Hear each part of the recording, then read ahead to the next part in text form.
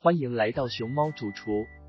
第一次来的朋友向你介绍一下，我这个频道用5分钟视频教你煮好菜。今天教大家煮虾仁韭黄炒滑蛋，材料有鲜虾100克，鸡蛋6个，韭黄50克，盐2茶匙，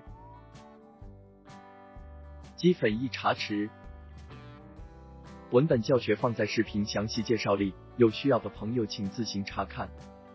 开始制作，韭黄切段或切花，因个人口味爱好。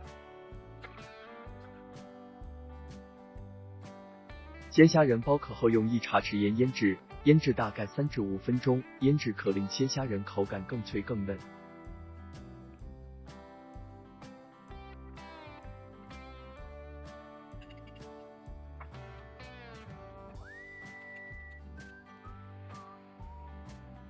锅烧开水，把鲜虾仁下锅煮至转色，捞起备用。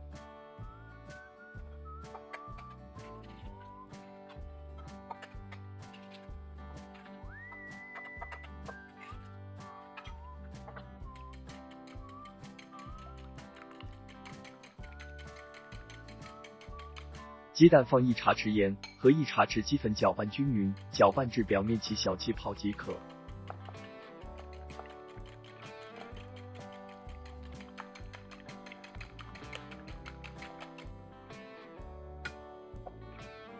起锅烧油，把切好的韭黄下锅炒至软出香味即可，这个过程大概10至20秒。韭黄炒好后，马上把鸡蛋下锅快炒，炒鸡蛋时火要最猛，但翻炒不能太多，建议使用不粘锅，效果更佳。鸡蛋炒至半熟，把虾仁一起放下，再炒至8成熟，马上关火起锅上碟即可。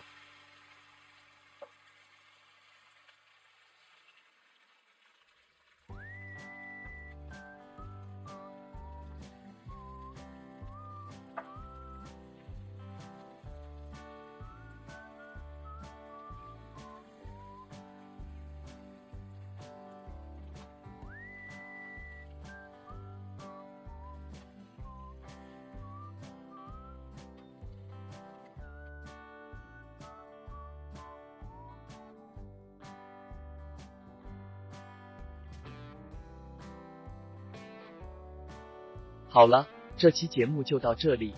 如果你喜欢我们的节目，请点击右下角的订阅，并打开小铃铛，这样就不会错过每一期的美味。你们想吃什么？评论留言给我，下期节目给你们做。再见。